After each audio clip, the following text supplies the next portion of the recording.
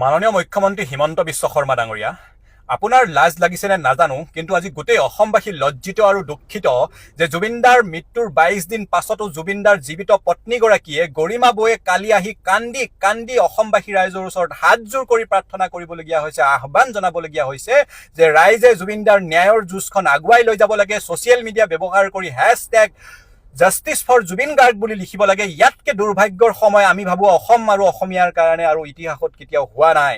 মাননীয় মুখ্যমন্ত্ৰী ডাঙৰীয়া, জুবিনদাৰ মৃত্যুৰ আজি 22-23টা দিন পাৰ হৈ গ'ল, তাৰ পাছতো জীৱিত পত্নীগৰাকীৰ এই অৱস্থা, কান্দি কান্দি সদায় ন্যায়ৰ বাবে ভিক্ষা খুজিবলগীয়া হৈছে।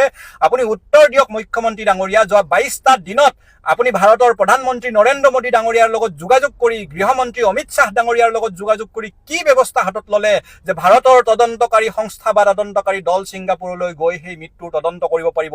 সেই কথাৰ আপুনি উত্তৰ অসমৰ ৰাইজৰ ওচৰত দিয়ক। কিন্তু তাকে নকৰি আপুনি ছিংগাপুৰৰ মানুহখিনিৰ ওপৰত কেছ দিয়া মানুহখিনিকো হাঁহিছে যে এছাম মানুহ কেছ দিয়াকে থাকেই বোলে। তেওঁলোকৰ প্ৰচাৰ হয়, নাম হয়, নিউজত ওলায়। এনেধৰণে আপুনি ছিংগাপুৰৰ মানুহখিনিৰ ওপৰত কেছ দিয়া মানুহখিনিৰ কথা কৈ ইটিকিং কৰিছে মুখ্যমন্ত্ৰী ডাঙৰীয়া। ইয়াতকে দুৰ্ভাগ্যৰ সময় অসম আৰু অসমীয়াৰ কাৰণে কেতিয়াও হোৱা নাছিলে।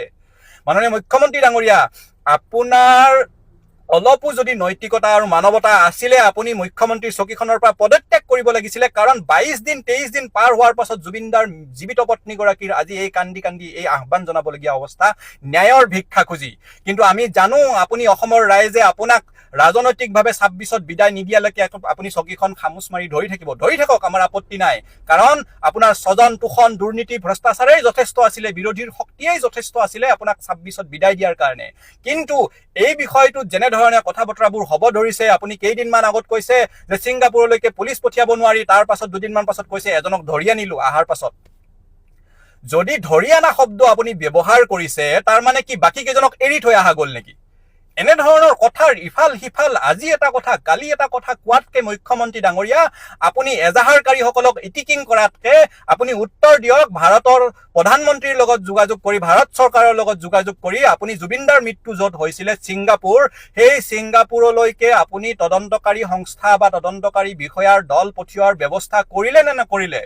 জুবিনদাৰ বৌৰ চকুৰ পানীৰ মূল্য আছে। আজি 23টা দিন পাৰ হোৱাৰ পাছত সেই মানুহগৰাকীয়ে কান্দি কান্দি অসমৰ ৰাইজক ক'বলগীয়া হৈছে যে ন্যায়ৰ যুঁজখন অসমৰ ৰাইজে আগুৱাই লৈ যাব লাগে, হেছটেগ ব্যৱহাৰ কৰিব লাগে, ছ'চিয়েল মিডিয়া ব্যৱহাৰ কৰিব লাগে। ইয়াতকে লজ্জা আৰু দুখৰ সময় অসম আৰু অসমীয়াৰ কাৰণে হ'ব নোৱাৰে। মুখ্যমন্ত্ৰী ডাঙৰীয়া, আপোনাৰ যদি এই কথাবোৰ গাত লগা নাই, তেনেহ'লে আমাৰ ক'বলৈ আৰু ভাষা নাই মুখ্যমন্ত্ৰী ডাঙৰীয়া। গতিকে অনতিবিলম্বে আপুনি অসমৰ ৰাইজৰ ওচৰত উত্তৰ দিয়ক আৰু যিমান পাৰি সোনকালে ভাৰত চৰকাৰৰ লগত, মোদী ডাঙৰীয়াৰ লগত